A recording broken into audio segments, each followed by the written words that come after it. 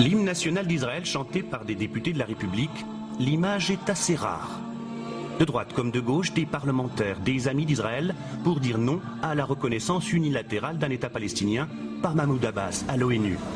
Mesures de sécurité renforcées, plusieurs centaines de militants pro-État hébreu affluent en fin d'après-midi. Il faut montrer patte blanche. Rien ne doit perturber le meeting de soutien à Israël des parlementaires français.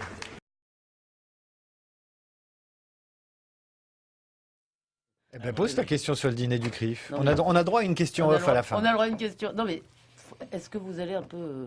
Parce que si vous voulez, les gens ont été vachement choqués à l'ère Kuckerman de voir tous les ministres de la République défiler au dîner du CRIF pour se faire engueuler platement. Moi, je me rappelle de Kuckerman disant, alors, tel jour, vous allez faire ça, vous allez convoquer l'ambassadeur d'Iran et lui dire si... Non, non, si. Donc, est-ce que vous allez un peu changer le... Vous exagérez un tout petit peu. Vous allez les engueuler, Vous exagérez un tout petit peu, non? Je sais, vous le connaissez. Je sais un petit peu les discours qu'il a dit. Non.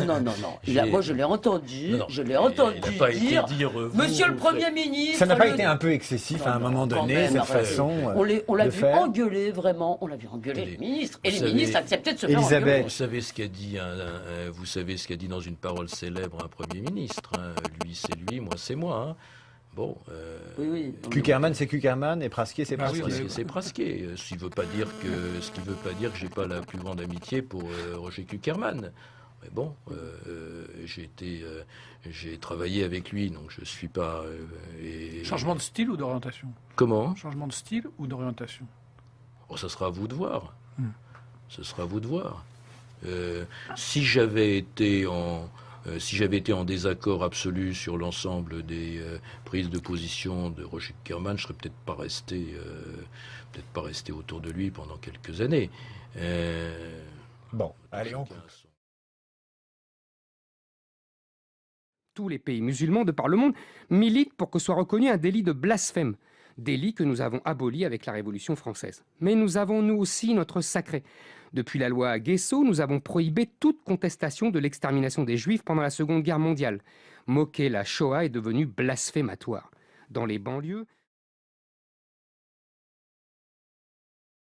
Alors voilà, donc le verdict est tombé, vous avez pris la peine maximale, 2 ans de prison. Oui. Alors est-ce que vous pouvez nous dire un petit peu, selon vous, quelles sont les raisons officielles et officieuses qui vous ont amené devant les tribunaux aujourd'hui et qui justifient cette condamnation? Bon, officiellement, donc j'ai été condamné pour 4 vidéos mises sur YouTube, 3 poursuivies par l'ELICRA, 1 poursuivie par des associations mémorielles. Bon, ça c'est la raison officielle, mais officieusement, il est évident qu'on veut me faire taire.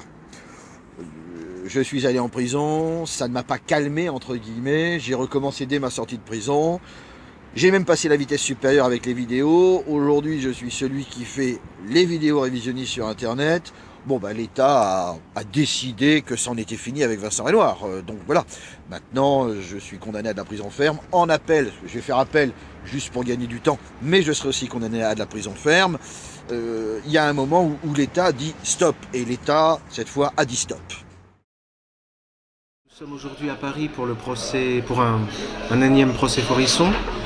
Ce qui est reproché au professeur, de manière d'ailleurs assez confuse, c'est d'avoir prononcé une allocution lors d'un séminaire international qui portait sur l'Holocauste, une vision mondiale, à Téhéran, en Iran, en 2006.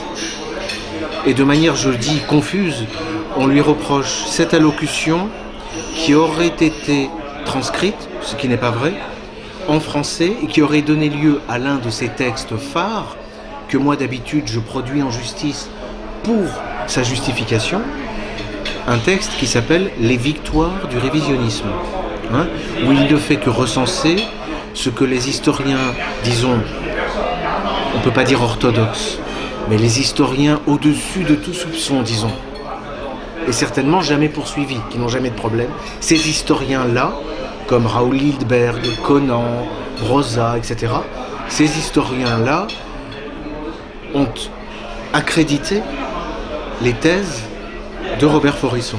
Et c'est ce texte qui est donc aujourd'hui, qui fait l'objet de poursuites, alors à la fois pour contestation de crimes contre l'humanité, qui normalement ne devrait pas tenir, puisque depuis la décision du Conseil constitutionnel, on a une distinction nette entre le débat historique, dont relève le révisionnisme, auquel appartient Robert Faurisson, et le négationnisme, qui lui, en revanche, est condamnable. Toute la nuance étant dans la distinction. Et il est également poursuivi pour diffamation envers, alors tenez-vous bien, envers l'État d'Israël et envers le sionisme international. Ça, juridiquement, ce sont des concepts qui ne peuvent pas tenir parce que, tout simplement, il n'a pas allégué des choses, des faits qui pourraient ternir la réputation de l'État d'Israël, hein, qui est impeccable, comme ça, chacun le sait. Il n'a pas allégué ces faits à raison de la race, de l'ethnie, de la nation, de la religion, mais à raison de positions politiques prises, en l'occurrence au sujet de la Seconde Guerre mondiale, par l'État d'Israël et le sionisme international.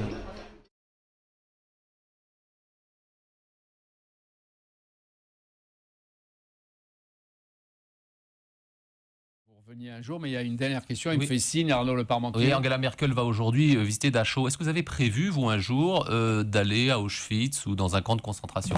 Non, je n'avais pas prévu de le faire, non. Vous pensez qu'il ne faudrait pas que vous y alliez un jour?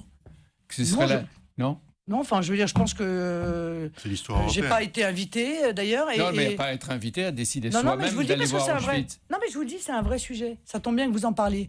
Parce que lorsque j'étais conseillère régionale en Île-de-France, eh bien, il y avait l'organisation de voyages avec tous les élus de tous les groupes qui étaient invités dans ces voyages, sauf les élus du Front National. Et nous avions fait un amendement, nous avions demandé à voter un amendement pour que tous les groupes politiques puissent être... Quand vous allez à Moscou ou à New York, vous n'avez pas besoin d'aller en groupe. Auschwitz, c'est autre chose, c'est symbolique. Une décision personnelle. Pourquoi n'iriez-vous pas à Auschwitz? Pourquoi n'iriez-vous pas à Auschwitz? Non, mais c'est intéressant. Non, mais la question, pourquoi vous n'iriez pas à Auschwitz? Mais pourquoi j'irais pas? C'est une bonne question. Pourquoi j'irais pas? Allez-y.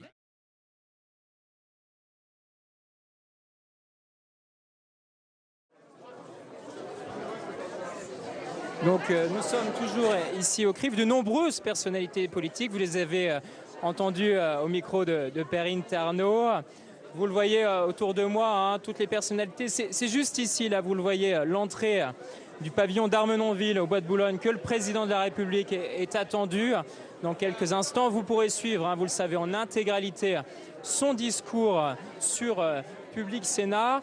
Vous avez pu le voir, de nombreuses personnalités, des membres du gouvernement, de l'opposition, François Hollande, Anne Picot, Dominique de Villepin, Corinne Lepage, ils sont tous venus ce soir. Rendez-vous incontournable pour la vie politique française à 74 jours du premier tour de l'élection présidentielle. Vous voyez, plus de 1000 invités hein, sont attendus ce soir. Perrine Ternot, vous êtes pas très loin de moi. Il y a beaucoup de monde hein, ce soir. On imagine pourquoi à 3 mois de la présidentielle.